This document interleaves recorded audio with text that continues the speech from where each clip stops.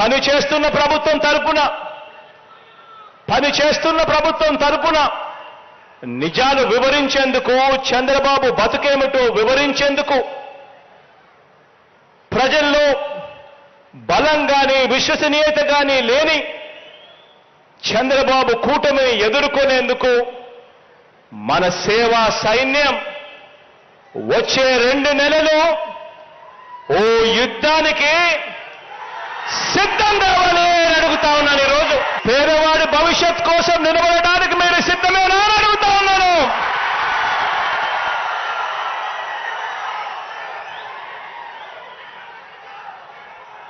ఇక స్లీవ్స్ మడచాల్సిన సమయం వచ్చింది.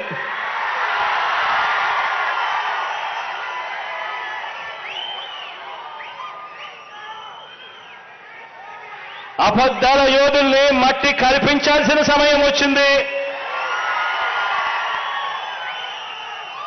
మీ మీదకు పదును పెట్టి మంచి చేస్తున్న ప్రభుత్వానికి అండగా నిలబడాల్సిన సమయం వచ్చింది.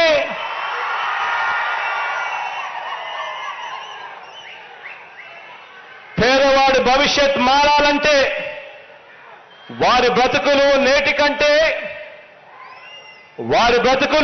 కంటే ఇంకా మెరుగు కావాలి అనంటే మరోసారి మనందరి ప్రభుత్వాన్ని ఈ 55 నెలల్లో ప్రయోజనాలు అందుకున్న ప్రతి ఒక్కరూ సమర్థించాలని, ఆ పేదలందరికీ కూడా వివరించాలి. ఆ ప్రతి ఇంట్లో నుంచి స్టార్ క్యాంపెయినర్లుగా అక్క చెల్లెమ్మలను, అన్నదమ్మలను, ఆ అవ్వాతాతలను, ఆ రైతులను తీసుకొని రావాలి. మీ బాధ్యత మీరు చేసి ఇలాంటి దుర్మార్గులు, ఇలాంటి వ్యక్తులు రాజకీయాల్లో శాశ్వతంగా ఉండకుండా ఉండడానికి ఏం చేయగలుగుతారో చేస్తే మన పిల్లల భవిష్యత్తు బంగారు భవిష్యత్తు అవుతుంది. లేకపోతే అందరం ఇబ్బందుల్లో పడతాం. మా వాళ్ళు చెప్పారు ఇప్పుడు ఒక మాట. ముఖ్యమంత్రి ఒక సభలో మాట్లాడుతూ చొక్కా చేతులు మడతబెట్టే సమయం వచ్చింది. చొక్కా చేతులు మడత పెడతాడంట. నువ్వు మీ వైసీపీ కార్యకర్తలు చొక్కాలు మడత పెడితే మా టీడీపీ కార్యకర్తలు, జన సైనికులు, ప్రజలు కుర్చీలు మడత పెడతారు.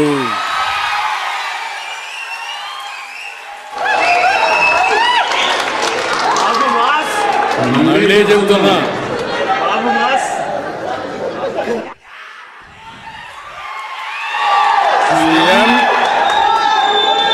ఈరోజు సభలో మాట్లాడుతూ చొక్కా చేతులు మడత పెట్టే సమయం వచ్చింది. నువ్వు మీ వైసీపీ కార్యకర్తలు చొక్కాలు మడత పెడితే మా టీడీపీ కార్యకర్తలు, జన సైనికులు, ప్రజలు కుర్చీలు మడత పెడతారు. అందరూ కుర్చీలు మడత పెడితే ఏమవుతుందో తెలుసా? జగన్ రెడ్డి నీ కుర్చీ లేకుండా పోతుంది. నువ్వు ముఖ్యమంత్రి హోదాలో ఉన్నావు. ఎన్నికలంటే ద్వంద్వ యుద్ధం. చొక్కాలు చేతులు కుర్చీలు మడత పెట్టడం కొట్టుకోవడానికి కాదు. ఆ విషయం గుర్తుపెట్టుకొని ప్రవర్తిస్తే మేము కూడా గౌరవంగా ఉంటాం. ఖబర్దార్, జాగ్రత్తగా ఉండమని మరొక్కసారి సభ ద్వారా హెచ్చరిస్తున్నా.